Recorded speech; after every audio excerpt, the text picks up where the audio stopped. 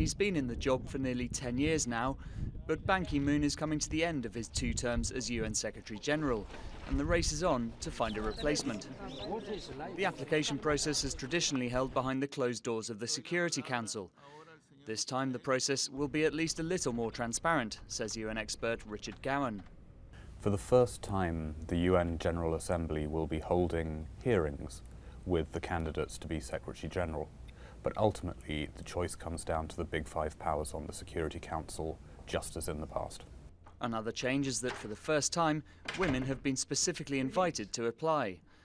Former New Zealand Prime Minister Helen Clark is a possible candidate, though she's tight-lipped on whether or not she'll run.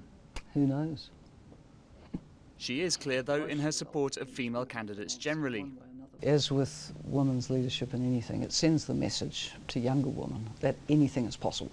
Every major organisation like the UN should expect in the fullness of time to have a woman leader, but it's still too rare a thing around the world. So for sure the UN's day will come when it has a women SG.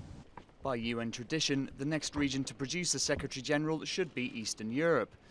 Bulgaria's Irina Bokova is a potential candidate, although as head of UNESCO she may face US opposition following the cultural body's recent recognition of Palestine.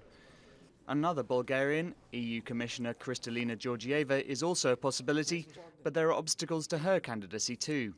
She is seen as being liberal. She's been part of the European Commission at a time when the EU has sanctions on Russia. And so in Moscow there is some suspicion that she's just too pro-Western.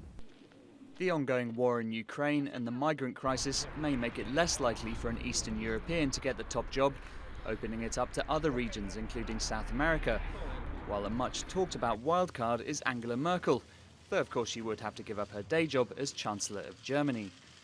In the end, despite the new public hearings, the final decision will likely come down to a compromise between the 2 Security Council powers most invested in the result, Russia and the United States.